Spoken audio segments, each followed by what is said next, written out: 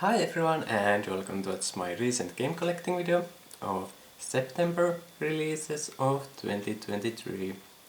Again, quite late with this video this time because I was originally intending to also include any of the October releases that I'll get in the same video, but so far I haven't bought any of the October releases that I was planning to get. So if I eventually end up getting any of those October releases, I'll just include those in the next video like this. So for now, let's go through the few September releases that I have got. And maybe I have a couple games here that I have quite a lot to say about, so maybe this won't end up being way too short video, even though there's only 3 games to talk about. But yeah, let's start with the first September release that I have here, the Quintessential Quintuplets 5 Promises to Make with Her, which I got as limited edition with so cute cover art.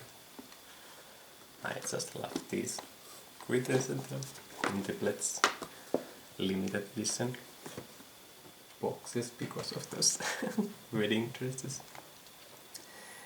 And I already showed that box in the previous video like this, but I didn't want to include 2 games from the same series in same video, and also I had not played this game at all yet. But now I have played through Yotsuba's story route and have seen both her normal and good endings. So yeah, maybe I can say at least something about the game. It is very similar to the previous game in the series, not that Kotopasu story collection, but this game, which was released at about same time as the movie was released, also including the word movie in the game's title, which sounds a little weird, but yeah, very similar game compared to that. You basically just choose one of the 5 sisters for the main character to confess their love to, and then you follow their cute little love story from there on. And yeah, during the dialogue scenes you choose some dialogue options, and depending on those choices you get different endings and also some different scenes. I have the same minor problem as all of these Quintessential Quintuplets visual novels. The main character is voice acted only in handful of scenes, like during prologue, during endings, and handful of some special scenes during the game. But for the most part, the main character isn't voice acted, which feels a little bit odd, especially because most of the scenes have only the main character and one of the sisters that you have chosen. So it's like 2 characters talking to each other and only one of the characters is voice acted. It feels a little bit weird. But I suppose it would be quite a lot of lines for one voice actor, because of course he is present in all of the 5 story routes, so he has basically 5 times amount of the voice lines compared to other characters. But still, I would love to have his voice lines also, his lines and dialogue always voice acted. But yeah, otherwise I do enjoy the little love stories here. And that good ending scene was quite a oh moment. It was so nice. Lovely. See. Other, another little thing is that in the first visual novel there was like these gameplay segments where you actually like plan out schedule for all the characters, and if you completely fail you can get even game over and all that.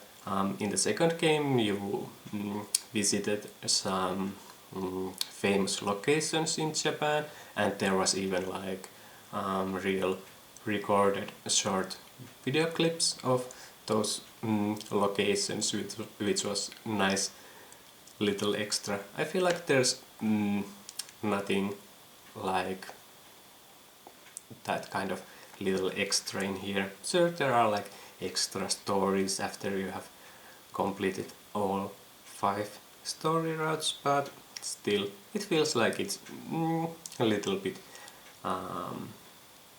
less exciting special content compared to those 2 previous visual novels, but still I did enjoy Yotsuba's route. I might end up going through the other 4 story routes at some point also. So yeah, lovely little love story.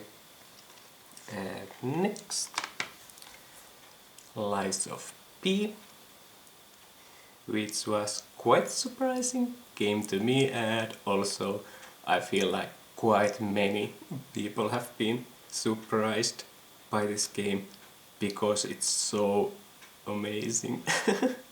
I feel like because it's made by Novice, and they are mostly known for their written game DJ Max, and even though this is my favorite written game of all time, I felt like how they can pull out soul-like game after. Like written game, it's so drastically different style of game, but yeah, it's my favorite Souls-like game outside of From Software's games.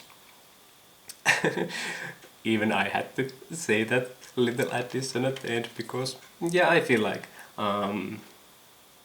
even though it is so good game, I feel like especially I feel like the it is even more consistent on the quality than From Software's games, but I feel like those most amazing moments in From Software's games still go above this game, but I feel like there's not any of those low points in this game as there are usually in From Software's games. I mean, by that I mean like all of the bosses and areas are interesting and so on, compared to From Software's games where there are often some less interesting areas and way too bad boss designs and like that. But still, I would put most From Software's games above Lies of P, but there are some From Software games that I didn't enjoy as much as Lies of P. So I would say this is so good game if you like Souls-like games. And especially like the combat system, it feels like it's perfect combination of Bloodborne's very offensive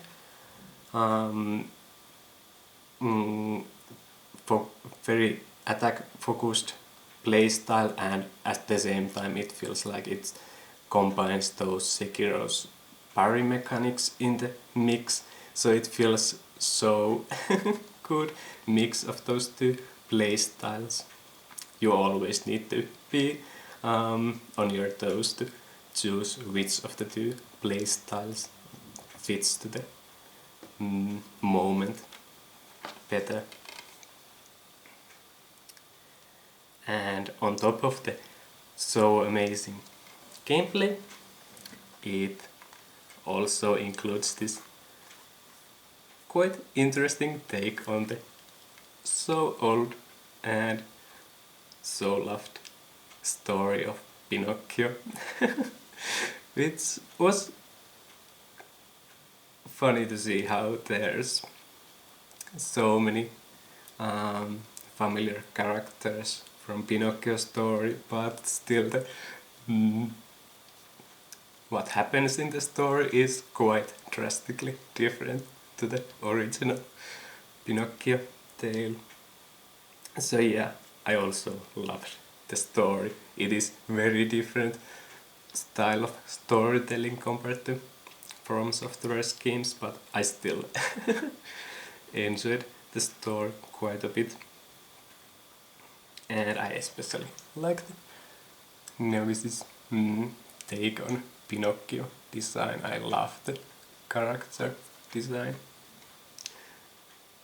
So for once I didn't mind that there isn't like character creation in Souls-like game, because I loved Pinocchio's design so much.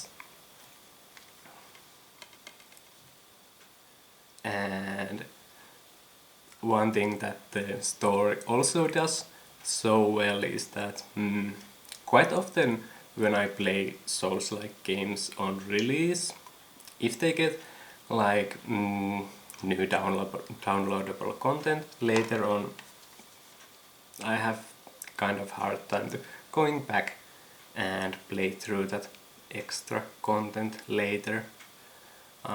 This time the way they teased the upcoming content in the post-credit scene, that made me so excited.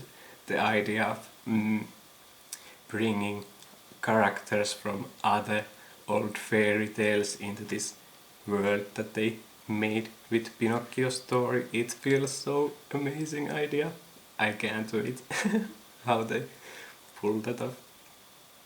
And on top of the amazing gameplay and interesting story, another amazing thing about the game is the soundtrack. As mentioned, they own rights to the entire DJ Max series, and there are these collectible records in the game that you can get, for example, as reward from these little side quests and so on, and you can listen to those records in the hub area, that Hotel Graz record player.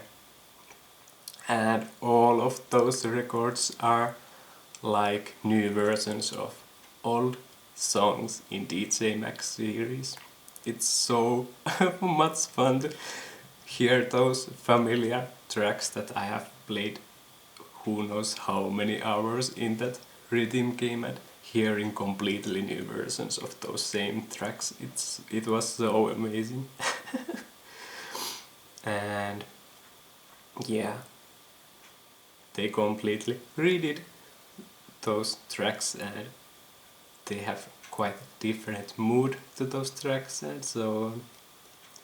And even for some of the songs that had originally Korean lyrics, they recorded new French lyrics to better fit into this European setting. It feels so great to have those tracks completely redone in here. And also all the original songs to the game are also great, so yeah, I love the soundtrack in total. So yeah, all gameplay, story, the character design, soundtrack, I feel like it is very close to being perfect game. So yeah, I love it so much. Very likely to be my game of the year this year. I enjoyed it so much, and I am so excited to see what they make in the future because of that little post-credit teaser scene that made me so excited. But yeah, after all that hyping, let's go to the last game here.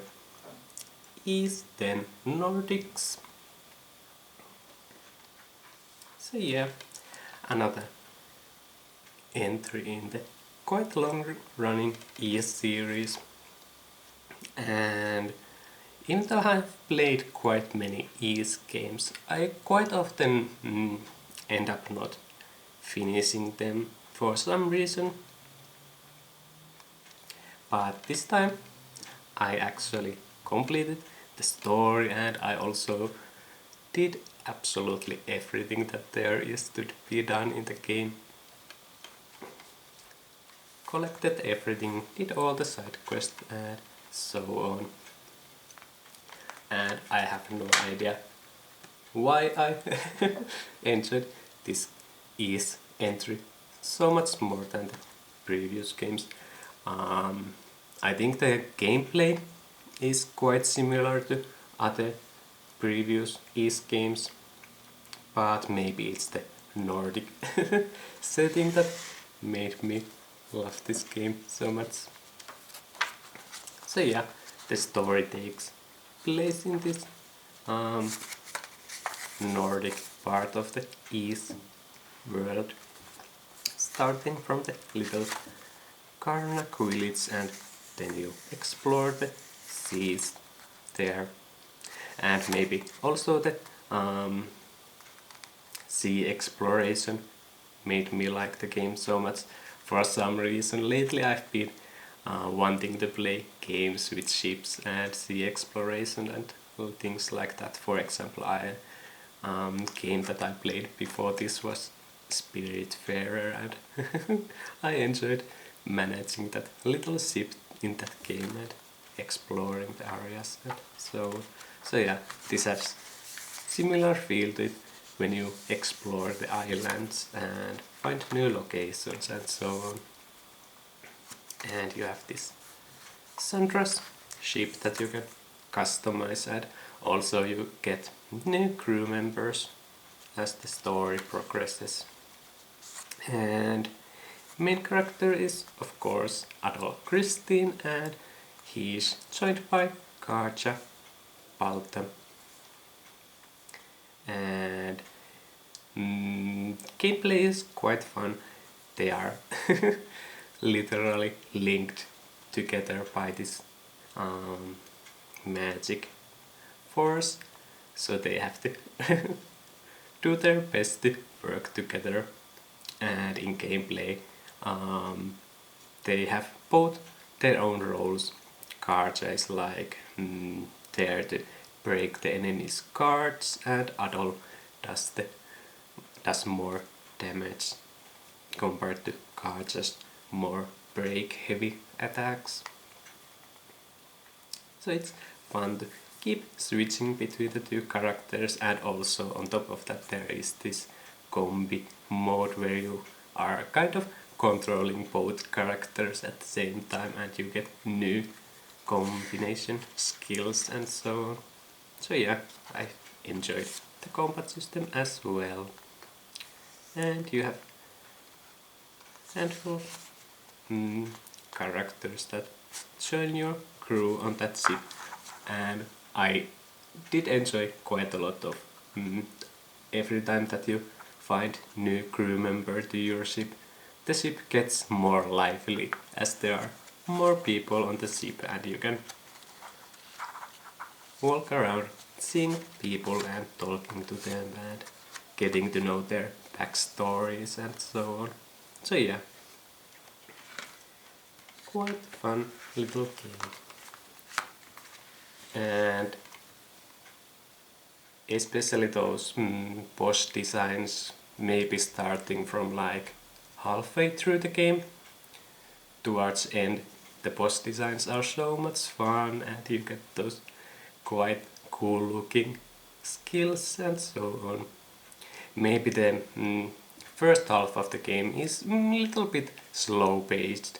I feel like the game starts kind of slowly. It it is very linear for first maybe 2 or 3 chapters.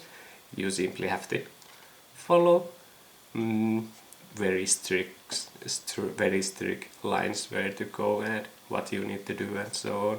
But as soon as the gameplay opens up and you get to explore wherever you want and so on, it gets much more enjoyable. So yeah, maybe a little slow starting game, but as soon as it opens up, it's quite fun game. And especially those late game bosses on harder difficulty. It was so much fun to learn the bosses, attack patterns and learning how to beat them. So yeah, quite a fun ease game. And after playing this and actually completing ease game, now I kind of want to go back to those older ease games and actually finish them and not just try out the beginning of them like usual. So yeah, handful of games, but couple games that I liked quite a lot and one quite cute, lovely love story. But yeah, I guess that's everything for this time. Thanks for watching and bye.